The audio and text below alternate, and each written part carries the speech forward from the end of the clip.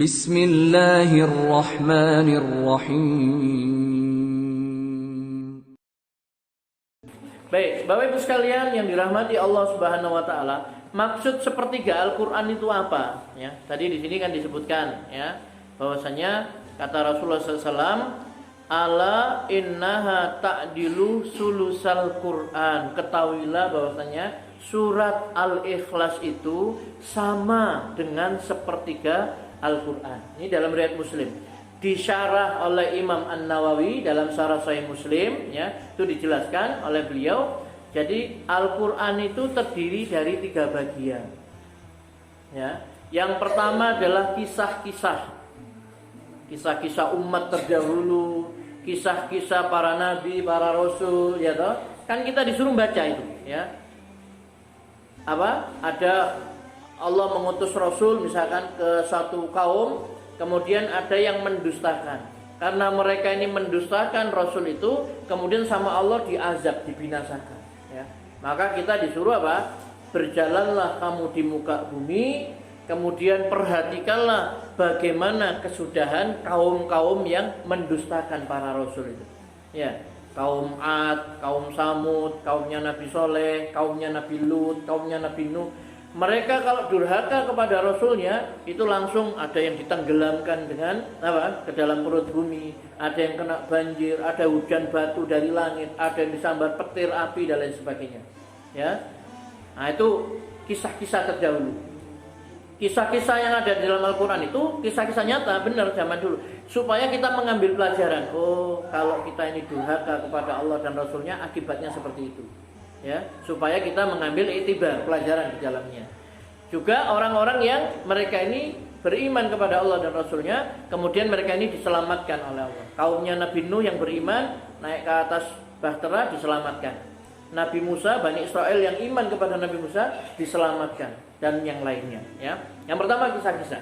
Yang kedua adalah hukum-hukum. Ya, Al-Quran itu isinya adalah hukum-hukum syariat Allah Subhanahu wa ta'ala ya. Kemudian yang ketiga, sifat-sifat Allah Subhanahu wa ta'ala, bahwa dia adalah pencipta, dia itu yang maha hidup terus-menerus, kekal, tidak pernah mati. Dia yang memberikan rizki, yang menurunkan hujan dari langit, yang maha perkasa, maha kuasa, macam-macam sudah. Sifat-sifat Allah Subhanahu wa ta'ala. Nah, surat Al-Ikhlas itu berisi tentang sifat-sifat Allah. Maka ya disebut sepertiga daripada Al-Qur'an. Itu penjelasan di dalam Syarah Sahih Muslim oleh Imam An-Nawawi. Kenapa disebut surat Al-Ikhlas itu sepertiga Al-Qur'an? Karena Al-Qur'an itu terdiri dari kisah-kisah, hukum-hukum Allah, kemudian sifat-sifat Allah Subhanahu wa taala. Nah, surat Al-Ikhlas itu berisi tentang sifat-sifat Allah. Allah itu Ahad, Esa. Berarti kalau Tuhan ada 2, 3, 4, berarti bukan. Tuhan itu harus satu. Ya. Allahu Ahad, la ilaha illallah, ya. Kemudian Allahu Samad, Allah itu tempat bergantung, tempat meminta, tempat bersandar, bertawakal, semuanya, ya. Nah, kita lihat kalau ada Tuhan tapi dia ini tidak bisa mendengar, tidak bisa melihat, tidak bisa mengabulkan, tidak bisa menyembuhkan, tidak bisa memberikan rezeki, tidak bisa menciptakan, berarti bukan Tuhan. Ya. Kemudian Allah SWT itu, Tuhan itu, dia tidak melahirkan, tidak beranak dan tidak diperanakan. Tidak mungkin Tuhan itu punya anak atau Tuhan itu dilahirkan, ya, seperti itu. Kemudian tidak ada sesuatu pun yang setara dengannya, ya. Jadi tidak ada yang sama dengan Allah. Laisa kamitslihi syai'un. Tidak ada sesuatu pun yang semisal dengannya. Wa huwas samiul basir. Dia Maha mendengar lagi Maha melihat, ya. Baik, Bapak Ibu sekalian yang dirahmati Allah SWT, itu di antara penjelasan para ulama tentang surat Al-Ikhlas itu adalah sepertiga dari Al-Qur'an, ya. Begitu. Imam Al-Ghazali, ya, yang menulis Ihya Ulumuddin itu, beliau menjelaskan lagi, ya. Kata beliau, misi Al-Qur'an yang utama itu adalah membuat hamba itu mengerti akan Allah Subhanahu wa taala.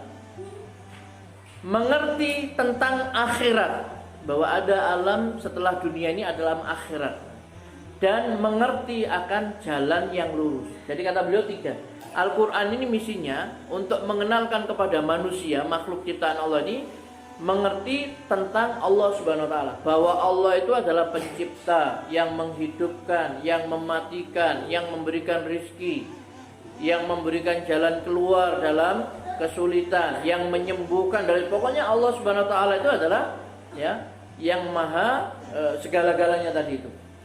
Jadi Al-Quran menunjukkan itu, yang meninggikan langit tanpa tiang, yang menurunkan hujan, yang dengan hujan itu Allah menghidupkan bumi yang tadinya mati.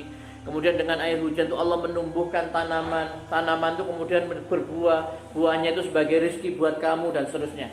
Itu Allah Subhanahu wa taala, ya, yang menciptakan laut dan lain sebagainya, ya. Makanya kan kita disuruh memperhatikan, afala yanduruna ilal ibili kaifa khuliqat, apakah mereka tidak memperhatikan bagaimana onta diciptakan. Ini karena di Arab, Pak, ya. Kan Al-Qur'an itu turun di Nabi kita orang Arab, bahasanya juga bahasa Arab Al-Qur'an itu, ya.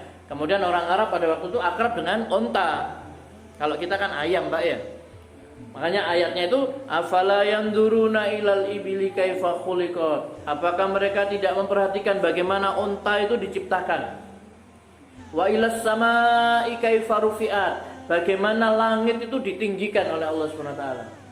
Kadang dalam Al-Quran kita suruh lihat langit, Pak. Coba perhatikan langit. Allah meninggikan langit tanpa tiang, seperti yang kamu lihat.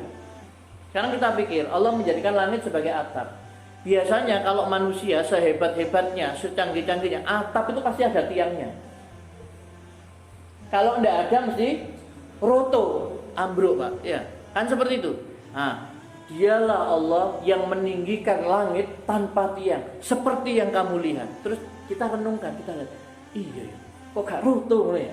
Nah, begitu ya. Allah menjadikan langit sebagai atap. Kemudian apa? Wa ilal jibali kaifa nusibat. Bagaimana gunung-gunung itu dipancangkan oleh Allah, ditegakkan supaya bumi ini tidak bergerak, Pak. Jadi ada pasak-pasaknya. Ya gunung-gunung itu, Pak, ya. Nah, nanti gunung itu akan dilepas ketika hari kiamat, ya kan? Idza zulzilatil ardu zilzalah itu. Nanti gunung-gunung akan berhamburan. Kemudian apa? Wa ilal ardi kaifa sutihat, dan Allah bagaimana bumi itu dihamparkan oleh Allah Subhanahu wa taala. Ya. Jadi itu kita disuruh merenung, suruh memperhatikan, ya, seperti itu. Jadi itu semua adalah Allah Subhanahu wa taala. Ya. Kalau misalkan orang nyembah matahari, misalkan ya, orang Jepang Shinto, tuhannya matahari. Bisa enggak matahari itu menciptakan? Enggak bisa. Atau orang Majusi Persia menyembah api.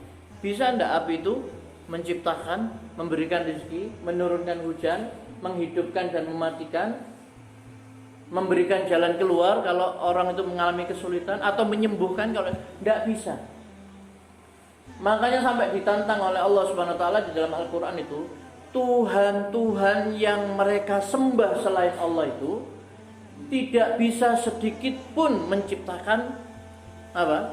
Bahkan menciptakan seekor lalat tidak bisa. Ya, semua. Kan ada orang menyembah mungkin matahari, ada yang menyembah mungkin sapi, ada yang menyembah berhala dan sebagainya. Tuhan yang mereka sembah itu tidak bisa apa-apa, tidak bisa mendatangkan manfaat dan madharat. Ya. Baik, kembali ke perkataan Imam Ghazali tadi. Jadi misi Al-Quran itu membuat hamba itu menjadi mengerti tentang Allah. Siapa Allah itu? Allah adalah pencipta langit dan bumi dan seterusnya. Kemudian yang kedua adalah mengerti akhirat. Jadi Al-Quran ini diturunkan, di situ menjelaskan bahwa nanti ada kehidupan yang kekal abadi selama-lamanya, yaitu kehidupan akhirat. Ya. Kemudian mengerti akan jalan yang lurus yang harus ditempuh oleh manusia ini seperti apa. Ya.